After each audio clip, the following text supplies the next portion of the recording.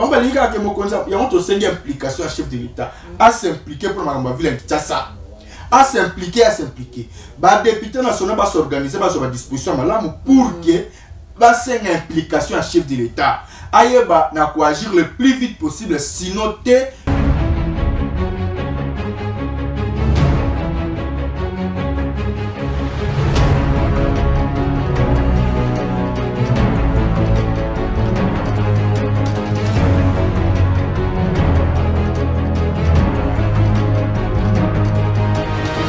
Avec plaisir, nous anime tous les jours de pouvoir vous accompagner de partout où vous êtes, fidèles, aimables internautes.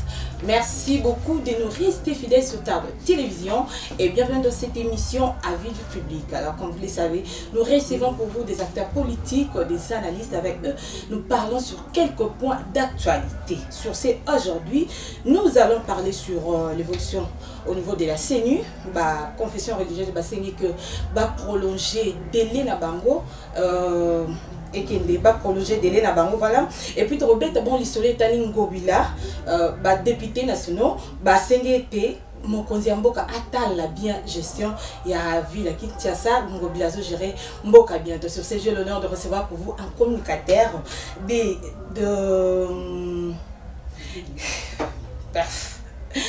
Sur ce, j'ai l'honneur de recevoir pour vous un communicateur, il s'appelle Monsieur Pati Malanga. Il est dans le parti Puna, allié qui est allié à l'UDPS. Oui, mbote mingi mama estime, mbote na bakongo mani baso, bakolanda biso bipai na bipai, sans oublier ba diaspora baso ba ingilo mboka ngele na tombe bango longonya moka koswa bisika bazali, na PCP longonya na kata kunza ekolo. Mwana mboka Félix Antoine Sekedi Tshilombo na musala malamu akosala pona koloka kimia ingela bipai na bengumba bitando yiso mboka biso Congo pe na tombe lususu moka koswa na leader ya parti politique ngai autorité morale Excellence Élysée beaucoup mwana mapuso. Vous avez qui ça la formation?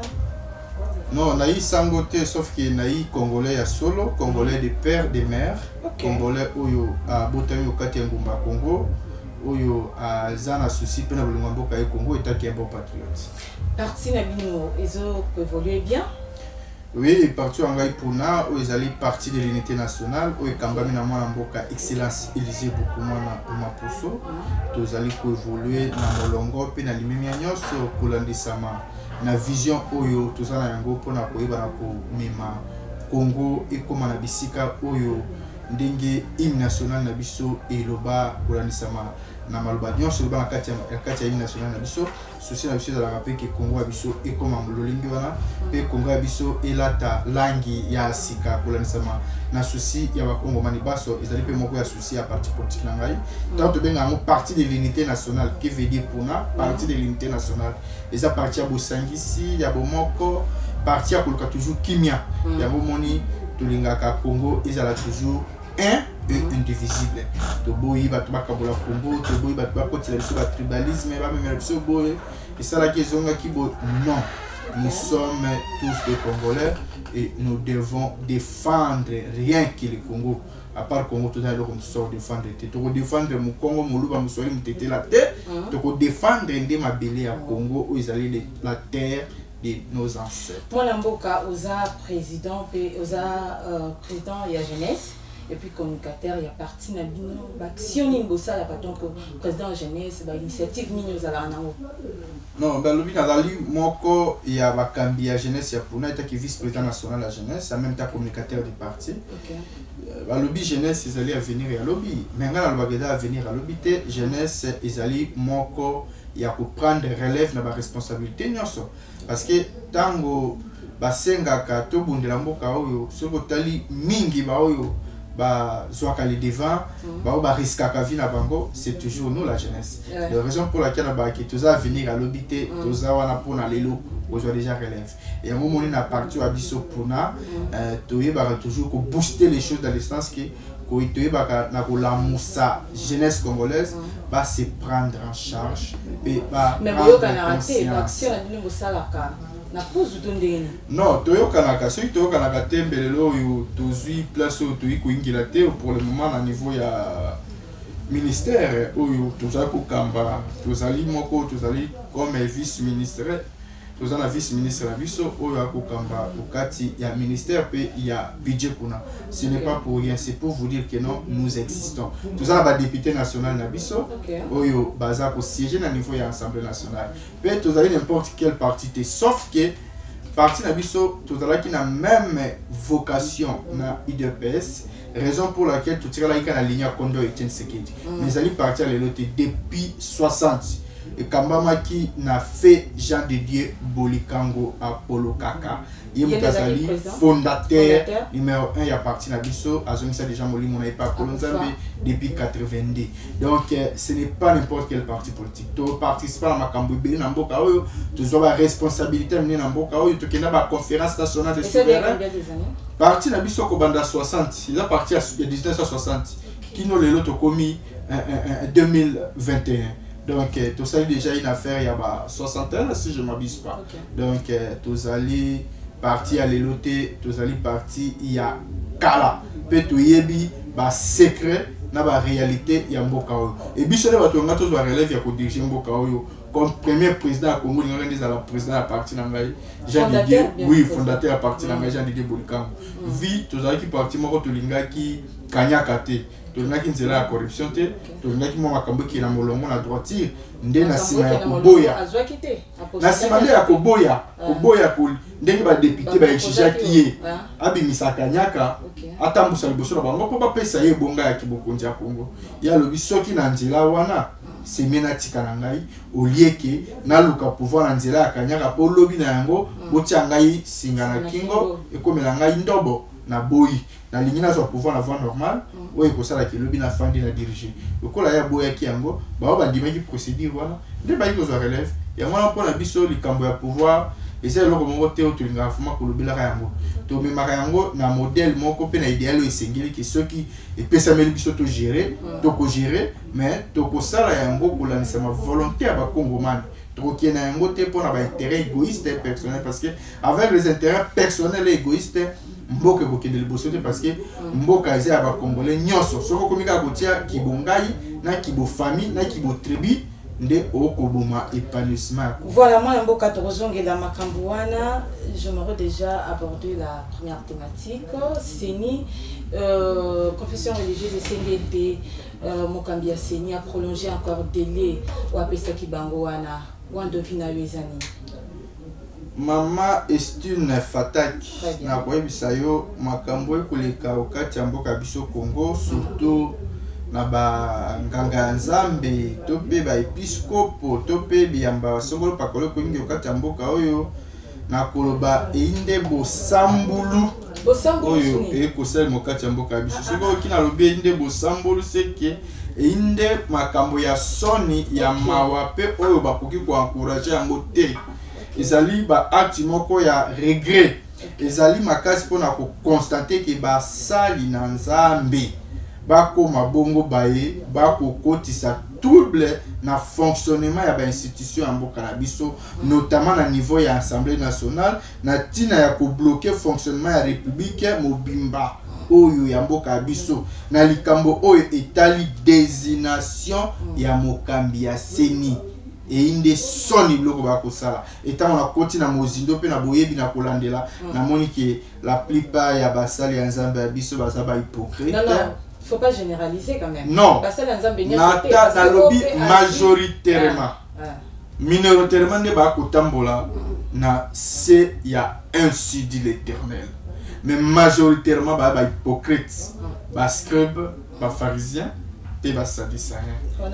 Pona ni na lobby yango par rapport à komona natango oyo bazali ko évoquer ba raison oyo ezalité na kati ya règlement même d'ordre intérieur na bango ba disposition ba ko senga o ba ko luka ko sala wana eza même na kati wana te na bongo intérieur to natango oyo bazali ko boya composition ya commission mixte paritaire parce que Assemblée nationale ayebi na ko bongisa commission moko mixte paritaire oyo ezalaki censé ya koyeba na ko zwa mokano ya kote ko benga ba ndeko ngambo ya opposition ngambo ya majorité ngambo ya société civile oyo ekambami na ba confession religieuse pour que baya kopesa makanisi na bango na nini oyo eza ko bloquer pour que toyeba na kobimisa mokambi ya seni nde na yango commission wana ekambamaki na mwana mboka honorable professeur Mbata et tango bakomi kobengisa bango baya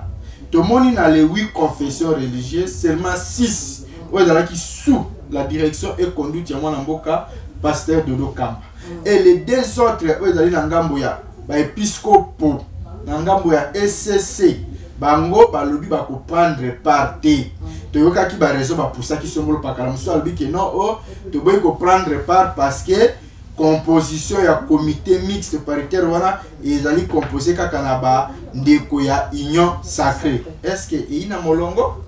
Est-ce que ina imemia aussi longtemps que bino bozali basali ya nzambi? Donc confession religieuse ndezo ko s'adhérer dans la scène. To constater que ezali attitude moko hautement politique oyo eza kolongola bango na ba dimension prophétique na bango eta ke basali ya nzambi pe ekomisi biso na kati ya état religieux pendant que biso tozali na état moko laïque oyo eza kosangisa biyamba baso kati ya mboka na biso. Donc il faut boyeba na komanyola makambo pe boyeba na kotala non ceux qui même pas bimisa couleur wa bango officiellement yango na lobi au lieu que bami bomba makaosima ya kombo ya nzambe mais ba kosala ka makambo elongo banité parce que tozali na malisusu makasi pona ko constater que même bandeko oyo bango ba kolobaka ke non tolingi 2023 mapona mesalima ba ko tiaka makelele ba ko tiaka ba bruit bango mo ba kolobaka yango metala siko procédure ba komi ko biso na yango o ba sengi ba pesa ki bango 72 heures ma komi ko ba kito sengi ba poussa lisusu mais to moni que comme si ba komi na makanisi ya dialogue mais il y aura pas le dialogue dans ce pays parce que le chef de l'État il était élu démocratiquement devant les urnes na ba peuple congolais nyoso ba manifesta ki yango na kati ya isoloa ko kine ko tia bango lokasa pe mwana mboka Félix mandat waye eza 5 ans renouvelable une seule fois et tant que azana mandat waye bo lukate bo mema yango na ba procédure mususu ya ko lukaka dialogue pour ko privilégier ba parrain na bango oyo ba ko salaka bango po batindaka bango bakenda ko tia makelele wana aussi longtemps que Mikole ko poussana ba moi pe ba nepe yango ko kende 2023 to na bosenga élection biso to na besoin de dialogue te to zape na bosenga ya glissement te mais ba que le chef de l'État reste au pouvoir jusqu'à l'installation du nouveau président élu.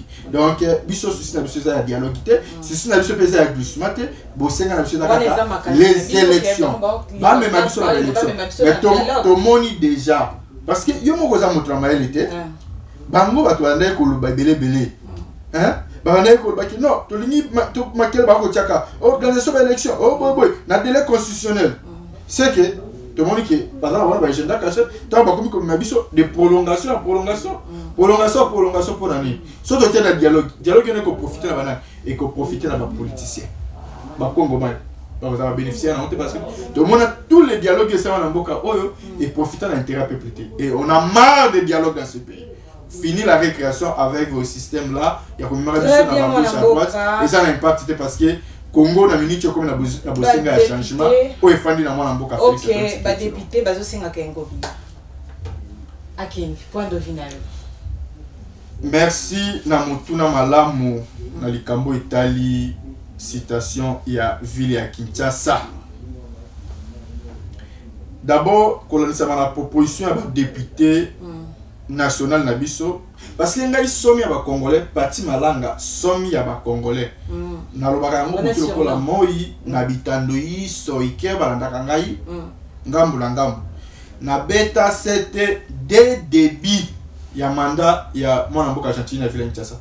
Na loba Gentini ngobila akosala eloko moko te na ville ya Kinshasa na lakela été na loba travailler maman Estine Fataki na ville ya Kinshasa na ndenge balobi tango to sala ka analyse to monaka ba fait tango na analyse ke loko wana na monaki ba fait ni na monaki falo tu na ngai yo lobi bongo pona nini est-ce que mona mais ngana mosali ya nzambe oyo mais non nous devons quand même dire la vérité à la population congolaise maman Fataki Jantini Ngobila qui gouverneur na Maindombe.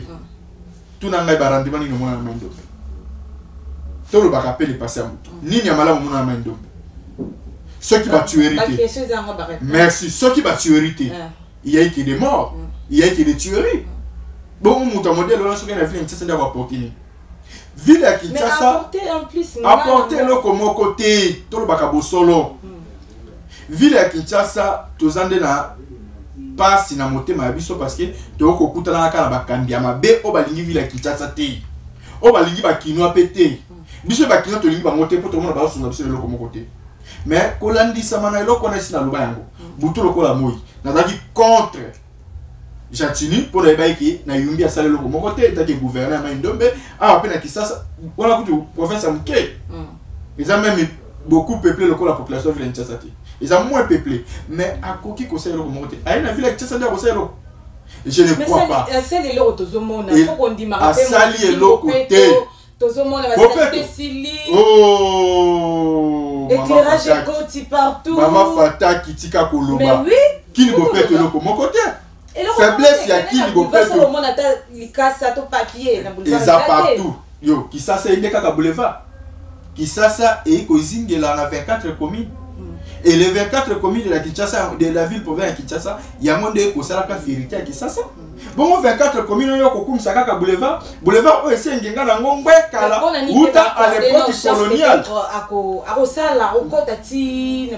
À Koko Tati Nabani, aussi longtemps que mandat n'a pas été distraction, utopie, réalité zate. Yo kama kaniswanga ipati malanga somba congolais. D'abord, on a un peu moins de regret pour le banin. Kolandisama la proposition va député national initié contre Ngobila. Et ça spectacle moi comme un peu regrettable l'année. Parce que les députés nationaux, il y a ville à Kinshasa, bazali ba membre et institution et assemblée nationale. Vous avez corrigé le bango. Ba yebi banzela oyo ba sengeli koleka pona ko traiter dossier topé citation il y a province il y a ville à Kinshasa. Ba yebi ba procéder union oni ba ko ça. Parce que constitution est claire. Balakisi la mise ya batuke na place ke baluka solution bazali ko offrir biso ba futilité ya bolobaka o chantini boyo non ba ki option ba moni la solution. Pour biso déjà to dénoncer mabe ya chantini boyo la ville en Kinshasa. To dénoncer mais je suis en Ngobila. To dénoncer mais je suis na ye. To dénoncer ba action na ye ezali moko na molongo te na nzela te na kata ville en Kinshasa. Babilo quand je te désolé na pesa mwana mboka Nerombungu raison na makambo ya loba que ville ya Kinshasa eza na programme moko te c'est vrai et vrai encore et les lots peuvent député national ba pesa sur Nerombungu raison mais kota la mutu o ya ko bomba ka buso ba ya Jantini Ngobila pasteur Godin Pouy a mosala nzambe homme de Dieu atika kopesa influence wana pona ko bomba mutu akosala makambo ina molongo te na o elongo banite pona intérêt ya ba kinois parce que toza la ville mususu te pona biso ba kinois c'est ici malgré Congo et dans ba différentes villes mais toza la ville mususu te Adam il y a grave des mais du moins ben forme qui azo sala déjà na mona mboka na ebiso ke makambo nyonso ba akize Ngobila eza vrai ya liboso na koyebisa yo ville ya Kinshasa oto yebelaka yango kala kini label eza bongo te tambola tout autour ya ba artère ya ville ya Kinshasa okomona ba marché pirate ba wendi asalite tondi singa okoti na banzela minene ba terre ba terrasse ba caniveau nyonso bouché to comme la période ambulante même ngai sema ba Congolais petit malanga na saki dia commande à boîte mboka biso eza koya bientôt là d'ici début septembre boîte on est comment pour ani et pas na ngai kuna limité mbula soki beti mbula soki beti maiti na baton mati ko la boîte ndena bi pour na la monnaie na prince bon tala bilo mais je vous dis mais na la kati ya ville Kinshasa na ko vivre le temps likambo esa na ndam na ndo moko yo ko bongisa ngote uzwa na ngote na kaka likambo ya Jantini Ngobila ko bongisa Mama Fataki dossier ya est-ce qu'il y a quelque chose ya ba caniveau oyo lelo eza ba terre ya ba mai elekanaka ba caniveau minene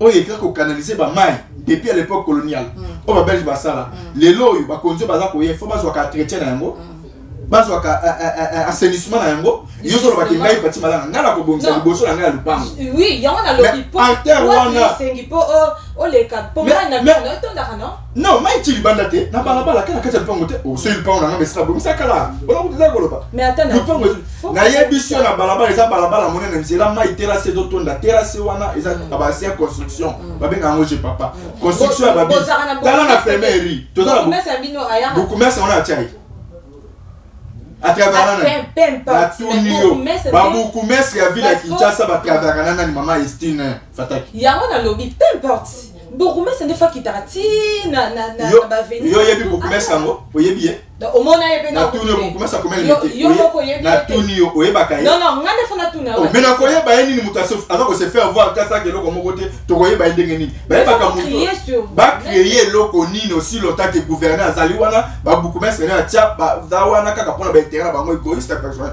ba lobi tel père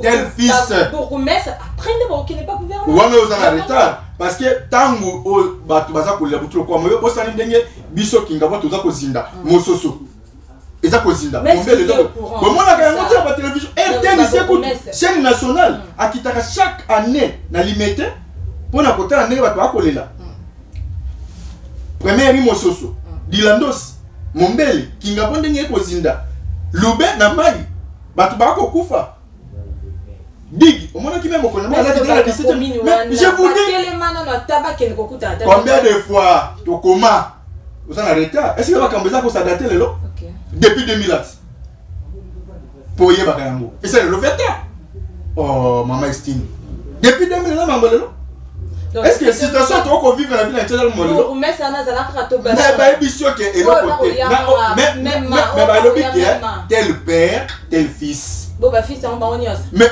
oya kamba ki vile liboso ifila Kinshasa liboso ava ngobila ya asalani loba ande kimuta salani atiki vile Kinshasa wa nyongote oyoka ki ngote bongo oyo ayele lo oyo nde akokompagner le loni accompagner le loni vile Kinshasa ezali mal géré embouteillage oyo eza kosila te buto comme on a fait Kinshasa ozomona ngote Monsieur Malanga nazo yebisa yo ba agent de transport tena nzila pona kokangaka ba chauffeur ba ko nyokola ba ko mena ba vidéo ozomona monte ba roulage ba ko kotela ka ba mais non ba tu faut bisa to condamner parce que yé a mandaté bango normalement faki ba ça musala comme il faut yo za na droit kolongola beaucoup mais ba pesa bino population droit kolongola beaucoup mais tanga ma commit tanga mi kanala bango bino population na tuni bino okoloba nini parce que yo ko za na droit kolongola beaucoup mais c'est terreau beaucoup mais c'était nommé n'est pas élu tu as fier na ba député professeur national parce que biso to élire bango to kolongola bango tanga basala ka mabe to kolongola bango dis-moi eloko moko ezate po to lobaka yango tongo midi pourquoi eloko moko esali makate yeba ke ville Kinshasa ezali non gouverné eza géré te parce que bazana associé ko bongisa ville Kinshasa te o ba député national ba lobby eza solo au mona bo sambule to ko la zone munene te ba kanga zando munene ba privé famille combien oh le l'opportunité et pas bongisa ngo et bombi beta to na tunio c'est faux et archi faux ba chaque jour na to ko siko avant là ni ata bouette à sable batonini on va boire kinini non na moi bakanga o taba to le lobelo moni wala deuxième fois ba tia so troisième fois ba tia ka to buka bikwela et mais na bi ko kota na kati na ta mona kati pour la poser mo senga tumbo voleka 500 fois 200 fois kota na kati te oui kota na kati ko komona ke non ba boire ki ata brouillette moko te ya sable ni akayas sikoyo bien ça yo ko ebisa ngelo boni to pese ba on a chance peut-être on peut sa chance na moment oh peuple congolais continuer ka copine couprir ala ko couprir kaka na ko lela kaka toza ko ganga butulo kwa moi ke mabeza na ville Kinshasa passe changement zate ba kambe ville Kinshasa ba ko sunga gouvernement central te ba tie maele kana mosolo mais bango o bazoka ba taxe yo bango ba taxe boni dans la ville Kinshasa ko tsaka mbongo butulo kwa moi mbongo ne kinda wapi mbongo ba sundaka na nini po ba ka ba rétrocession na bango oh est-ce que rétrocession na biso na niveau ya gouvernement central o batinde la biso et ça respecté bon et ça respecté te bon bino ba taxe bino foot ça ba toi butulo kwa moi na ville Kinshasa mbongo na bokusani mais il faut te foutre à mon mais na ebiso to ko foutre yango mais tango doit ko selo ko moko te da ko profiter la banane Ngobila azali ko travailler contre le pouvoir établi. Azali ko luka soulèvement ya masse. Raison pour laquelle batu ba kufa même na yumbi boyebia. Ce n'est pas pour rien. Déjà avant la citation ya Zando et si peu batu ba kufa. Est-ce que vous savez non? Mais izaka ko kendeka nyoso tu wana. Donc on a yo so on a biso eza passe. On a biso eza passe. Marché ya Zando amunene wana baboma yango ba priva famille bilé isika oya kolela. Toza les seules sociétés lesquelles ba société nyoso na ville Kinshasa. Marché central. Les loyo bakangi yango. Combien de familles côté nanda? Biso asome ya Congolais to ba kopera bazana. Mais bakangi lelo bakangi ndambu. Bakangi ndambu nini ba place ba place ba pavi ba place so mini ndambu ba clôtura. Ba place ba tiki ba tourner ba côté ya magasin. Elo ba magasin tourner ba place ba na boka bazana. Ba magasin le tourner banana. Na ba indo pakistanais te. To lo ba le kamba ba na mboka kota. Ko betela ba biso pibisa ba expatrié à te po Congo eza biso ba Congolais. Mais bilimo ba bango. Ba pesa ba ba nani tuna ba ba ko kamba ville Kinshasa. Ba ko sunga mboka te. Ba ba linga ke mokonza ya on to sengi implication à chef de l'État à s'impliquer pour ma ville Kinshasa. À s'impliquer. Ba député national ba s'organiser ba sur la disposition malamu pour que ba sengi implication à chef de l'État. Ayeba na ko agir le plus vite possible sinon te ville Kinshasa donc il y a débandade. Ville Kinshasa qui est tamoko oyo très critique. O tout ça ko yeba te ceux qui to ça nini. Ba ko distribution na komba lokuta, o éclairage public. Tu fais ta lotiriki. Si tu bâtis l'éclairage, c'est normal que tu fais ta lotiriki. Tu as le droit. Tout ça, et ça doit la mission dans l'éclairage public partout, dans tous les coins bactériens principaux de Congo, et surtout à Ville Kinshasa, parce que nous payons les factures. L'électricité. Et en dehors de cela, ma saleté, ma inondis, ma full oil, pas une solution. Ma terrasse est bouchée. Ma terrasse, ma zone soit et là comme côté maman qui est full musuti le qui n'a déjà tant comme là. Tu le sais, saleté tondi qui n'a déjà tant petit à petit le comme côté parce que tango bande cognon européen ba yaka. Les problèmes né ville qui c'est d'aller mal gérer parce qu'il va dans la volonté de parler qui est à Brazzaville. Brazzaville les a qui. Non, ça dit absolument rien. Ça koye biso ka capitale ya Brazzaville.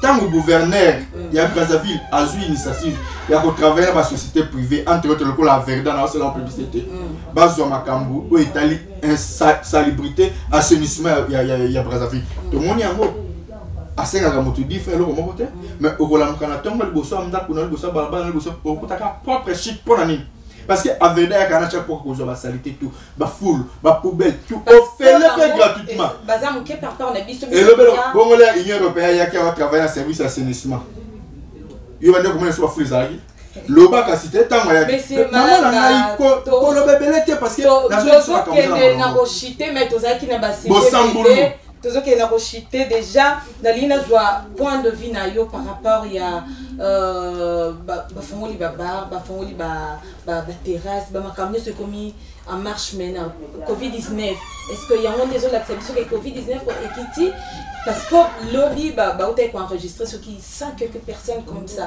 ba enregistrer en Covid-19 point de vue na les années. Oui, merci beaucoup. Tout le monde a qui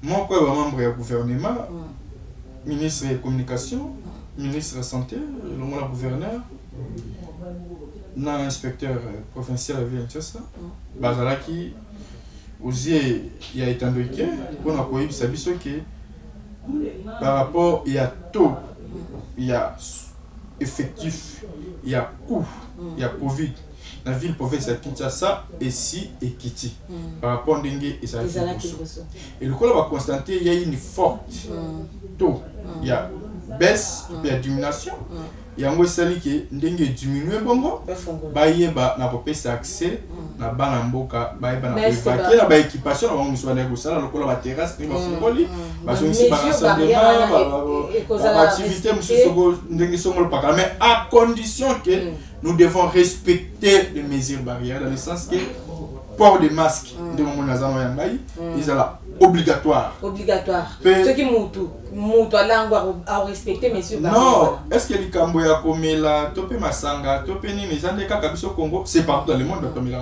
je sais ce qui est important là que non conscience ya mutu na mutu sala ce qui est boy ko sala mais était lioté Tout le monde a même la Bible dit. Papa wana ameni masanga lango pour que bana na ibaya batombola ye topé balata souci na ndenge moko ya malamu. Ba on va comme ko sekai. Et na ko sekai oui malédiction comme la bana. Mais c'est ça. Tant que l'état pesi wa ye mokano. Mbula matali ya lobi boto sayango.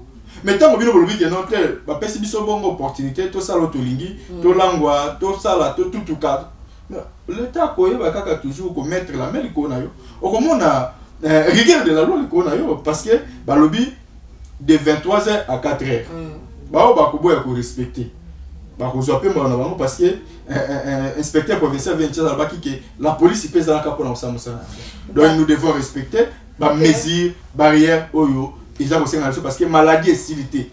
Maladie est ali sauf que coût est diminué. Mais il y a 4 provinces où batanga qui le cola Nord Kivu, Sud Kivu, Lualaba na Okatanga ndekuna batika na mesure oyo ba pesa ki bango parce que kuna moi ba coût ezaka toujours likolo na nekitité. Merci beaucoup mon Mboka. 2 minutes proposition à IGF na ministère ya enseignement. 2 minutes. Oui, merci pour le cambo ya IGF na EPST. Ezaka ka moi ba compris moko boy. Sauf que balobi il y a eu au moins 16 millions de dollars pour ezala ki décaissé pour na ba futa ba gens il y a tenafep pour ba surveiller qui ba misala il y a test ya bana ya tenafep. Mais mbongo wana ndeko ba tuna biso EPST ba ba ki fallait ba pesa yango en espèces pour que ba kende ko futa bango ba gens wana ceux qui 40 000 francs congolais à chacun tout consort. Bon, Gilles Alingeti était que motona boanya ko lensama na boye boye alobi mbongo ceux qui comme dans maboko ya bato ils ont déjà tentative ya nini il y a fraude dans le sens que et comme aka déjà moi na makanisi ya mabe nde na cadre wana salaraki et comme ça bino botia maboko bozo misa bosala bonde na cadre wana lobaki ako préférer que mbongo wana ezala na banque batia yango na banque à partir ya banque baba na kosala nini ufuta ba jawana na nzela ya banque soit ba fongolisa ba compte ba baza déjà ba compte ba futa bango mais bango kuna ya bato epesa biki non pour fongolisa compte za soki $20 so 40 000 francs congolais c'est que ego sala difficile na ba o baza na ba quantité pour que ba ba la ko fongola ba ko bango sur le comme côté donc faire que on procéder mon souci ya moni EPST a senga ki na fele ka ba pesa mbongo ba futa na maboko nde loko la Gilles la lingita bipe mbongo na maboko eza des tentatives ya mabe parce que ko même babino makanisa na be c'est pour tali effectif parce que la senga ki 16 millions mais effectif ya ba jawana alors il va ça ceux qui 30 à 40 ceux 50 000 ceux va pesi 16 mais c'est que bon etika le billet des fois que na on avoir moko transparence dès la cadre wana tolobaki soit il y a d'autres procédures au bakoki ko accéder na yango balobi procédure wana bakoko accéder na yango babengaka yango procédure ya nini ya mobile banking. Mobile banking dans le col là système ya ba M-Pesa, Airtel Money, Orange Money. Basa la tabongo ba so ba numéro ya batuana comme ça quand niveau banque ba misi ba mbongo kuna na banque ba tindeli on la banzela ya ba opération mobile banking. Ba Airtel Money, ba M-Pesa, ba Orange Money. Wana à partir wana ba ko réceptionner ba kozoso ba mbongo na bango na avec facilité. Ceux qui ba baza na ba niveau ba province kuna ba baza na ba téléphone té bakoye bandeni bako étudier procédure pour que nyonso elekana na kimia mais ali kambu teke bato bakomisa yango comme sujet moko ya kuluka tiraillement entre IGF na EPST et kindaki zonga kisaki non ezaka ka moi compris moko mais maintenant on a problème té parce que bango nyonso mbale procédure bakanisa ki ezaka ka pour intérêt ya ba agent mais baluka kaka ba mais on ndenge malam pour que ba agent bazala satisfait. Merci beaucoup moi Mboka moi je n'appelle ça ta mot de la surtout le mot de la fin parce que l'équipe c'est vraiment air comme pas possible en tout cas ça n'est fini pour aujourd'hui fidèles téléspectateurs de télévision.